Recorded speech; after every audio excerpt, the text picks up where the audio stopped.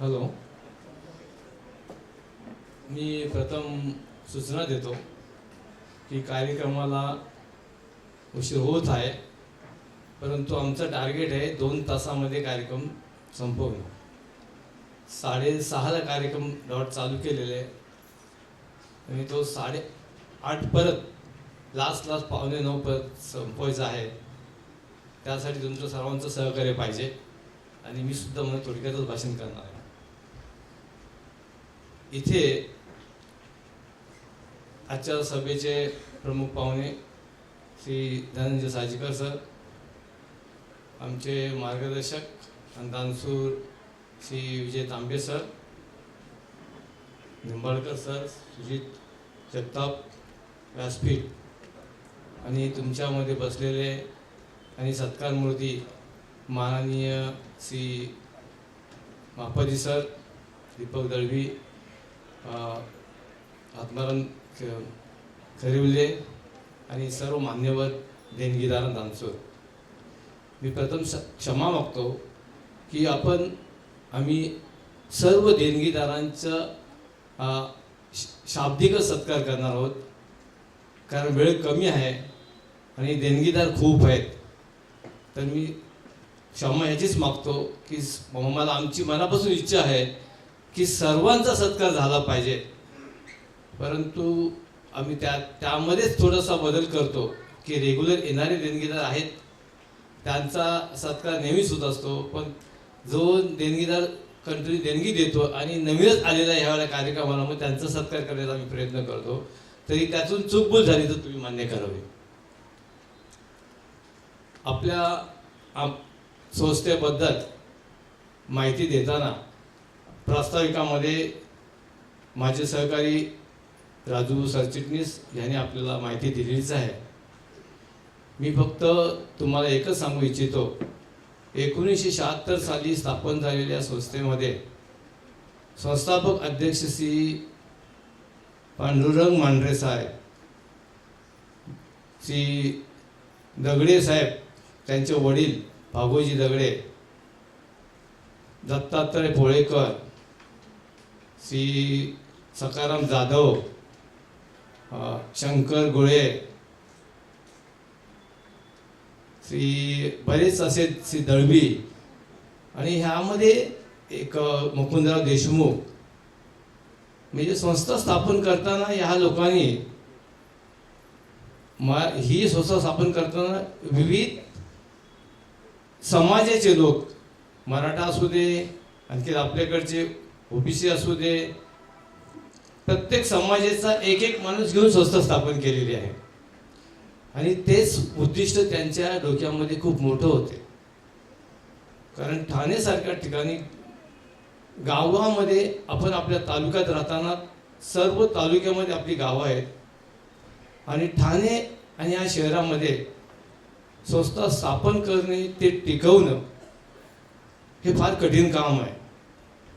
कारण असं आहे की इथला माणूस 24 तास 24/7 काम करत असतो आणि 24/7 काम करताना त्याला वेळच नसतो आणि एवढा बिझी असतो आणि बिझी माणूसच वेळ देऊन काम करतो. आणि आमचा अनुभव आहे, ज्याला वेळ नसतो तोच वेळ काढून मीटिंगला येतो, तोच काम करतो. आणि या संस्थेचे गेली 15 ते 20 वर्षे दरम्यान हा पितृछत्र दत्तक पालक योजना चालू केली. त्या संस्थेचे नियमित देणगीदार आहेत की आम्ही जे नावं लिहिले त्यामध्ये पितृछत्र हरपले दत्तक पालक योजनेचे देणगीदार 2,500 पासून 5,000, 10,000, 25,000, 30,000 किती देणगी देतात. पण आम्ही पितृछत्र हरपले दत्तक पालक योजनेचे देणगीदार म्हणून आम्ही त्यांचं नाव टाकतो. उदाहरणार्थ भरघोस देणगी देणारे आम्ही विजय तांबे सर, सुरेश मेसर आम्हाला आले नाहीत, विजय सागळे ते येतील थोड्या वेळात म्हटले, श्री वसंत केळकर, हे जे काही तालुक्याच्या बाहेरचा वर्ग आहे जे आम्ही मित्रत्व म्हणून त्यांना जपलेलं आहे, त्यांची देणगी ह्या योजनेला भरघोस मिळते. आणि त्याच्यामुळे मला असं वाटतं की आपला तालुक्यातला इथला जो रहिवासी आहे त्यांच्यापर्यंत आम्ही जायला कमी पडतो किंवा ते कार्यक्रम समजून घ्यायला कमी पडतात, हे आपण सर्वांनी समजायचं आहे. आता आमचे खरिवले साहेब इथं आलेले आहेत, विशेष सत्कार आहे.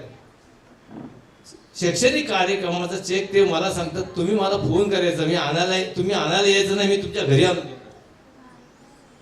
ते दरवर्षी शैक्षणिक कार्यक्रमाचा चेक माझ्या घरी आणून देतात.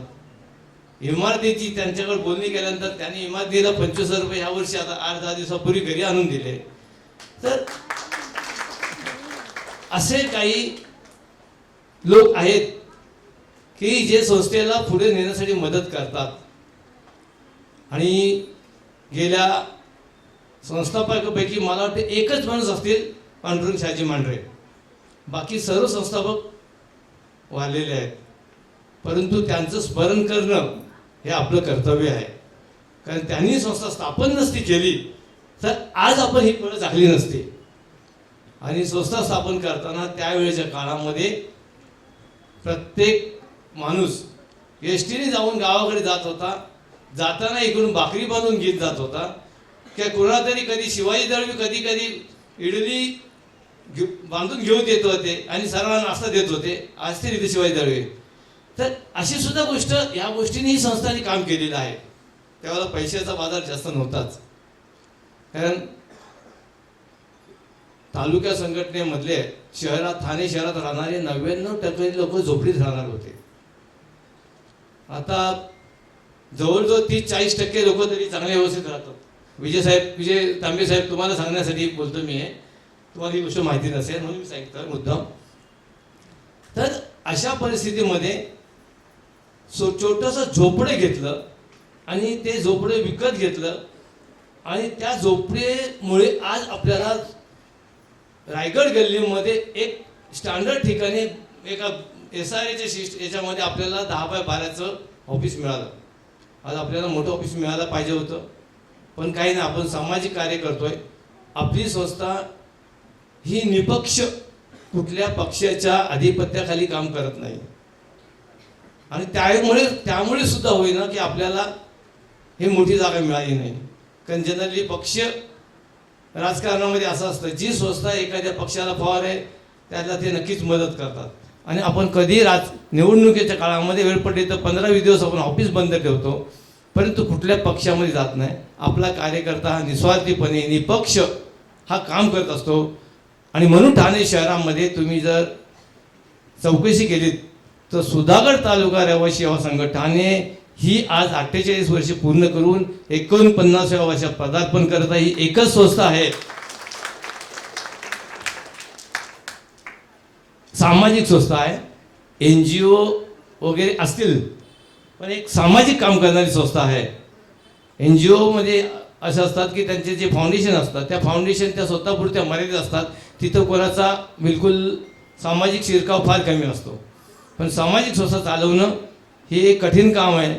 आणि हे कठीण काम सुधागड तालुका रहिवासी सेवा संघाचा जो पाया आहे, ज्यांनी पाया रचलेला आहे, त्या समाज धुरांची आम्ही पुढे वाटचाल चालवत आहोत. आणि तुमच्यासारख्या सुधागड तालुक्यातल्या दानसूर आणि सुधागड तालुक्याच्या बाहेरील मित्रमंडळी सुद्धा त्याला मोठ्या प्रमाणात सहकार्य दिलं आहे. हे मी या सुधागड तालुका संघटनेचे मी भाग्य समजतो. आज शैक्षणिक कार्यक्रम ची सुरुवात, जी स्थापना आहे ती संस्था स्थापन झाल्यापासून झालेली आहे. सुरुवातीला श्री खरिवले साहेब हे 1982 साली सरचिटणीस होते, त्यांना सांगतीलच. तेव्हापासून वह्या वाटप हा फक्त प्रोग्राम करायचे, बाकी पुस्तकं वगैरे हे फार पैसे मिळवणं फार कठीण होतं. पण वह्या वाटण्यासाठी सुद्धा गर्दी असायची, वह्या वाटप करण्यासाठी सुद्धा. आणि त्यापासून ती सुरुवात झाली. परंतु छोटा मोठा का कार्यक्रम पण त्याला कंटिन्युटी दिली आणि कंटिन्युटी चालवली आपण.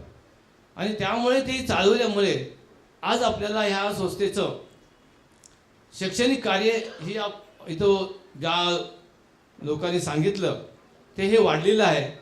आणि सुधागड तालुका रहिवासी सेवा संघाचे दानसूर लोक कार्यकारी मंडळ सतत कार्यकारी मंडळाला मी एवढं सांगू शकतो, मला एवढा अभिमान आहे कार्यकारी मंडळाचा.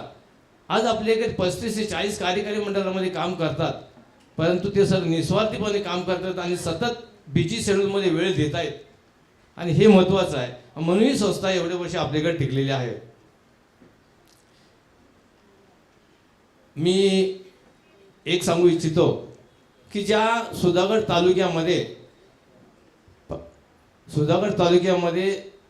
60% 70% मार्क मिळवणारा विद्यार्थी औषधात सापडायचा नाही आहे, तर 90% मार्क मिळवलेले 55 विद्यार्थी आज आपल्याकडे 10वीला आलेले आहेत. 10वी पास झालेले सत्कारासाठी 90% काम मिळाले. 15 विद्यार्थी आहेत, 16 आता 17 झालेत.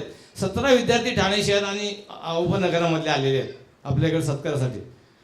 आणि बाकी त्या 90%च्या कमीवाले सुद्धा विद्यार्थी जे आहेत त्यांना सुद्धा चांगल्या प्रकारचे मार्क मिळाले. 60, 70, 80, 85 पण टक्के मार्क मिळाले विद्यार्थी आहेत. म्हणजे हा सुधागड तालुक्यात शैक्षणिक बाबीचा खूप सुधारणा झालेली आहे, हे आपल्या लक्षात घेण्यासारखे आहे. मी या हुशार मुलांना करून अशी अपेक्षा व्यक्त करतो त्यांनी UPSC IPSC सारख्या परीक्षेला प्रयत्न करायला हवेत. कारण मला माझ्या ऐकिवात नाहीत की सुधागड तालुक्यातला UPSC IPSC कोणतरी तहसीलदार किंवा कलेक्टर झालेला आहे साहेब ऐकवात? धनंजय साहेब कसं आहे कोण नाही. तर त्याची गरज आहे आज आपल्याला. त्याची गरज कशासाठी आहे की ज्या वेळेला आपण एखादा तहसीलदार 1-2 झाले तरीसुद्धा तो आपल्या मुलांसाठी काहीतरी करू शकतो. एखादा कलेक्टर जर झाला तो सुद्धा काही करू शकतो, मदत करू शकतो. तर ह्या मोठ्या पोस्टवर जाण्याची गरज आहे आणि तुमच्या मुलामध्ये ती कॅपॅसिटी आहे. आता डॉक्टर, वकील, इंजिनियर हे आपल्याकडे झालेले आहेत, पण ह्या आज सत्कारासाठी आलेल्या मुलांना मी आव्हान करतो की त्यांनी कोणीतरी त्यांच्याकडे कॅपॅसिटी नक्कीच आहे, 100% कॅपॅसिटी. UPSC IPSC परीक्षासाठी तुम्ही नक्की प्रयत्न करा आणि तुम्ही आपल्या सुधागड तालुक्याचं नाव तिथं विज्वल करा. आज सुधागड तालुका मराठा समाजामध्ये अभ्यासिका चालू केलेली आहे, वाचनालय.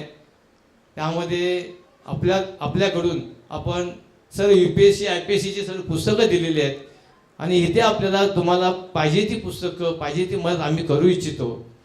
कारण आज एखादा UPSC IPSCसाठी सुधागड मराठा समाजामध्ये जर एखादा आपण क्लासेस किंवा मार्गदर्शन वर्ग करायला गेलो तर आपल्याकडे मार्गदर्शक नाही आहेत कोण. कारण असे क्लासेस घेतले आणि नुसतं मार्गदर्शन केले तर UPSC IPSC नाही होत. प्रॉपर अनुभवी त्यातून मार्गदर्शन असावं लागतो. म्हणून तुमच्या सर्वांकडून मला आव्हान आहे तुम्हाला सर्वांना, आणि माझी अपेक्षा तुम्ही पूर्ण कराल अशी मी इच्छा व्यक्त करतो. ह्या संस्थेचा हा पाया आहे तो सुधागड तालुक्यातील सर्व समाजातील तळागाळातला माणूस आणि विद्यार्थी यांचा विकास करणे आणि त्या विकासाला आवरून, विकास म्हणजे शिक्षण हा मुख्य पाया आहे आणि मी ह्या संस्थेने शिक्षणावर भर दिलेला आहे. आत्ताच तुम्हाला सांगितलं सुधागडमधल्या 14 हायस्कूलमध्ये आपण जे कार्य करतो त्यासाठी आपण वेगवेगळ्या प्रकारचे आणखी उपक्रम मागवतोय. 8वीपासून आपण मुलांना मार्गदर्शन वर्ग ठेवलेले आहेत. म्हणजे 8वीपासून मुलांना माहिती असायला पाहिजे की मी शिक्षण घेतोय कशासाठी घेतोय, माझ्याकडे काय टॅलेंट आहे ते मी कसे वापरतो. मला गणित विषय जवळ आहे, सायन्स विषय जवळ आहे, पण माझ्याकडे कुठले टॅलेंट आहे हे त्याला समजलं पाहिजे. प्रत्येक माणूसच नुसतं शिक्षणामध्ये हुशार असेल, 50-60% माणूस ज्याला विद्यार्थ्यांना मार्क मिळाले तो आणखी दुसऱ्या गोष्टीमधून हुशार असेल. तर ह्या गोष्टी आपण विद्यार्थ्यांच्या त्यांना समजावून दिल्या पाहिजेत. त्या टाईपचं आपण मार्गदर्शन वर्ग चालू केले तालुक्यामध्ये आणि ते मार्गदर्शन वर्ग आपण त्या अशासाठी घेतोय की आज जे 90%च्या वर हुशार मुलगे आहेत किंवा हुशार मुलं आहेत त्यांना आपण प्रोत्साहन देतोय, त्यांचा सत्कार करतोय. पण कमी टक्के मिळालेल्या सुद्धा मुलं वेगवेगळ्या विषयांमध्ये पारंगत असू शकतात. क्रीडा, कला, आणखी त्यांच्यामध्ये वेगवेगळ्या प्रकारचे गुण असू शकतात आणि त्या मुलांकडे लक्ष देण्याचं सुद्धा आपण आता सुरुवात केलेली आहे आणि प्रयत्न केलेले आहेत. कारण असा आपल्याकडे मोठा वर्ग आहे. कारण आज आपल्याकडे 55 मुलं 10वीला आहेत, सत्काराला आले आहेत, पण फक्त 5 का 6 मुलं 12वी सत्कार घेण्यासाठी आलेली आहेत आणि ती 4 का 5 मुलं परत ग्रॅज्युएशनचे सत्कार घ्यायला आलेली आहेत. म्हणजे पर्सेंटेज 5% 10% आपल्याकडे. तर ते कमी करायचे आपल्याला. म्हणजे गळती बोलतो ती जास्त होत आहे इकडे. तर ह्यासाठी आपण सर्वांनी विचार करायचा आहे. आणि आपली संस्था आता एक प्रोफेशनल ह्या संदर्भात NGO संदर्भात चालू आपण केलेली आहे. पहिले आहे ATG आहे, चेंज रिपोर्ट प्रॉपर वेळेवर आपण करत आहोत, प्रेझेंटेशन देत आहोत. आपल्या संस्थेची वेबसाईट आहे sudhagadtaluka.com ही वेबसाईट आहे. म्हणजे वधू सुद्धा केंद्र आहे ते सुद्धा आता ऑनलाईन करत आहोत. म्हणजे ह्या गोष्टी आपण संस्थेच्या रूपाने प्रॉपर करत आहोत. आणि क्वांटिटी अँड क्वालिटी ही संस्थेची आपण चांगली ठेवण्यासाठी प्रयत्न करत आहोत. आणि ते सुद्धा सर्व तुमच्या सहकार्य होणार आहे. म्हणून त्यासाठी सुशिक्षित तरुणांचा ह्या कार्यकारी मंडळाने भरणा व्हायला पाहिजे. इकडं आलेल्या सुशिक्षित तरुणांना माझे आव्हान आहे की आम्हाला कुठले प्रेझेंटेशन बनवणं, वेबसाईटमध्ये सजेशन देणं, काही गोष्टी टाटा कॅपिटलसाठी त्यांच्या साईटवर वेगवेगळ्या प्रकारचे रिपोर्ट पाठवणं विथ पिक्चर्स वगैरे, हे सर्व गोष्टी करणं थोडं कठीण जात आहे. कारण आपल्या संस्थेमध्ये थोडा कार्यकर्ते काम करणार आहेत, पण जो त्या प्रकारचा नवीन NGO टाईपचा संस्था घ्यायला पाहिजे, स्किल पाहिजे, तो नाही आहे. तरी अशा लोकांनी संपर्क साधावा. त्यांना वेळ नसेल तर मी महिन्यातून एकदा किंवा 15 दिवसातून एकदा किंवा गरज पडेल तेव्हा हे केलं तर मला PowerPoint चांगलं येत आहे, मला माझी एक्सेल चांगली आहे, तर त्यांनी मदत करावी अशी मी सर्वांना विनंतीवर आवाहन करतो. आता मी प्रमुख विषयाकडे येतो की सभागृहाचं गेले 10 वर्षापासून आपण निधी गोळा करत आहोत. सुधागड तालुका कार्यकारी मंडळाने चांगल्या प्रकारे निधी दिलेला आहे, त्याचं योगदान चांगलं दिलेलं आहे. 25-30 कार्यकारी मंडळामध्ये जवळजवळ 20 लाख रुपये आम्ही जमवलेले आहेत. म्हणजे फक्त कार्यकारी मंडळाने स्वतःचे काढून. पब्लिक परत फार कमी गेलेलो आहोत आणि आता जाण्यास सुरुवात करायची आहे आपल्याला. संस्थेचं ध्येय एकच आहे की कमीत कमी 1000 स्क्वेअर फीटची जागा ठाण्यामध्ये ही असावी. आता 10x10च्या कार्यालयामध्ये आपल्याला कार्यकारी मंडळाची मीटिंग घेता येत नाही, अशी अडचण झालेली आहे. 1000 स्क्वेअर फूटचं जर आपल्याला ऑफिस असले तर त्यामध्ये आपण विविध कार्यक्रम राबवू शकतो. आपण छोटी मोठी आपली वार्षिक AGM आहे, तिच्यासाठी आपल्याला पैसे खर्च करायला लागणार नाहीत. आपण एक अभ्यासिका चालू ठेवू शकतो. गावावरून आलेले जे विद्यार्थी आहेत, मामा काकांकडे राहतात, त्यांना अभ्यासाला जागा नसते, त्यांना त्यांच्या वेळेमध्ये पाहिजे तेव्हा तिथं अभ्यास करायला देऊ शकतो, पुस्तकं उपलब्ध करू देऊ शकतो.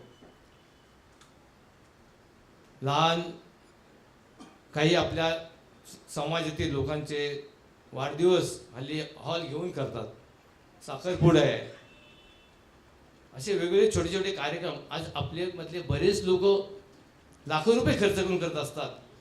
तर एखाद्या हॉलचं कमीत कमी 40-50 रुपये भाडे भरतात. ते आपल्याला 10,000-15,000 जरी मिळाले तरी संस्थेला आपल्या कामास येतील आणि कार्यक्रम आपले होतील. उद्दिष्ट एकच आहे की सभागृह जर झाले तर त्याचा उपयोग नक्की ही संस्था आर्थिकदृष्ट्या सबळ होईल आणि आणखी कार्यक्रम करू शकेल. दुसरं, संस्थेचा जो मनोदय आहे की कमी टक्के मार्क मिळाल्या मुलांना सुद्धा मार्गदर्शन करायचं आहे. आणि या ठाणे शहरामध्ये मला वाटते आपल्याकडे बसलेले सुद्धा ते यांचे सगळ्यांचा मुलगा IIT MT IIT आहे. आणखी सुद्धा आपल्या ठाण्यामध्ये IIT MT झालेली मुलं आहेत. विजय तांबेसारख्या मार्गदर्शक आहेत, CA वगैरे आहेत. तर ज्या ज्या प्रकारचे मार्गदर्शन लागेल त्या प्रकारचे फ्री मार्गदर्शन करणारा लोक तयार आहेत. परंतु एखादा कार्यक्रम घ्यायचा तर आपल्याला प्रत्येक ठिकाणी खर्च करावा लागतो. आणि त्या कार्यक्रमाला जर विद्यार्थ्यांनी किंवा पालकांनी जर सहकार्य केलं नाही आहे तर त्या कार्यक्रमाला जर 15-20 रुपये घेऊन हॉलचा खर्च केला आणि कार्यक्रमाला मुलं आणि मालक जर कमी आले तर मग पैसा फुकट जाईल आपला. ते जर आपलं कार्यालयाकडे असेल तर आपण डेअरिंग करू शकतो. चला येतील, पहिल्या वेळेला कार्यक्रमाचा रिस्पॉन्स कमी मिळेल, पण जसजशी त्यांना माउथ पब्लिसिटी मिळतील की चांगलं मार्गदर्शन मिळतं आहे. आज आम्ही पालीला 5-6 शाळेवर मार्गदर्शन वर्ग भरवलं, तर गबावडेसारख्या हायस्कूलच्या मुख्याध्यापक म्हटले की आमच्या फक्त शिक्षकांना तुम्ही हे मार्गदर्शन करायला या, कारण मार्गदर्शन करणारे लोक तुमच्या हँडरायटिंगवरून तुमचं उत्कर्ष कसा होईल हे सुद्धा सांगतात. तुम्हाला गणित विषय जड आहे, तो सोपा करून खेळातून किंवा वेगवेगळ्या चित्रातून तो तुम्हाला सोपा करून कसं द्यायचं ते पण सांगतात. तुम्हाला सर्वांना आता माहिती आहे शिक्षण क्षेत्रात लोक आहेत म्हणून. कोणताही विषय जड किंवा सोपा असा नाही आहे. आता नवीन टेक्नॉलॉजी निघालेले त्यामध्ये तुम्हाला तो सोपा करून शिकवतात, जो आपल्या 15, 20, 25 वर्षापूर्वी नव्हता. आम्हाला एखादी स्पेलिंग पाहिजे असेल तर ती शिक्षकांना यांना हातापाय पडूनच द्यावं लागायची, कारण त्यावेळेला कोण सांगायचंच नाही. डिक्शनरीला पैसे नसायचे, नाहीतर मग एखाद्या वाचनालयामध्ये जाऊन तिकडे डिक्शनरी हाताला लागेल त्यावेळेला ती बघायची. अशी परिस्थिती होती आमच्या वेळेला. तर तुम्हाला आता गुगलवर गेले तरी तुम्हाला स्पेलिंग कोणाला विचारायची गरज नाही. गुगलवर तुम्हाला मराठीपासून कुठल्या भाषेपासून स्पेलिंग बिलिंग सर्व मिळत आहे. तुम्हाला इथे भाषण करायचं असेल तर तुम्ही गुगलवर बघून तुम्हाला सांगितलं तुम्हाला शैक्षणिक भाषण करायचं तुम्हाला काय ते मुद्दे मिळत आहेत. आमच्या वेळेत तसे नव्हतं. तर अशा तुम्हाला सोयी झालेल्या आहेत, आणि ह्या सोयी आपलं जर सभागृह असलं तर आपण उपलब्ध करू शकतो. आपल्या गावाल्यांचे मीटिंग होतात, त्या मीटिंग होऊ शकतील. म्हणून हा सर्व बहुउद्देशीय ठेवून हे सभागृह आपण करायचं ठरविलेलं आहे. आणि मी इथे उभा आहे तो ह्या सभागृहाची गरज आहे ही पटवून देण्यासाठीच मी आज उभा आहे. आणि त्यासाठी तांबे सर यांनी गेल्या वर्षी मीटिंगला आल्यानंतर त्यांनी ताबडतोब 1 लाखाचे योगदान डिक्लेअर केलं ऑफिसला. त्यांनी सुद्धा चेक घेऊन आले ऑफिसला, तुमची मीटिंग कधी सांगा. तर मी त्यांचे मनापासून आभार मानतो. त्यांचं गाव कुठे कोणते ते पण मला माहिती नाही, ते इथेच बाजूला राहतात. ते कार्यक्रमाचे शंकर काळभोरांचे ते पूर्वीचे ऑफिसमध्ये कामाला बॉस होते, त्याच्यानंतर ओळख झाली आणि त्यांनी ह्या कार्यक्रमाला एकदा हजेरी लावल्यानंतर त्यांना एवढं चांगलं वाटलं या कार्यक्रम बघून, आणि ते आपल्याकडे जोडले गेलेले आहेत. अशी चांगली माणसं आपल्याकडे जोडली गेलेली आहेत. तरी माझी सर्वांना विनंती आहे की आपण सभागृहासाठी आपण प्रत्येकाचं योगदान करावं. आणि तुम्ही सर्व इथे आलेत, विद्यार्थ्यांना त्यांच्या पुढील आयुष्यासाठी मी शुभेच्छा देतो. त्यांनी UPSC IPSC लक्षात ठेवावं. जी लागणारी मदत आहे ते आम्ही नक्कीच देऊ. आणि इथं आलेले सर्व दानशूर व्यक्ती, मगाशीच मी सांगितलं प्रत्येकाचा स्टेजवर घेऊन सत्कार करणं शक्य होत नाही, पण आम्ही शाब्दिक सत्कार मी स्वतः करत आहोत, आणखी केला जाईलच. आणि तुम्हाला सर्वांना शुभेच्छा देतो. आणि माझा 2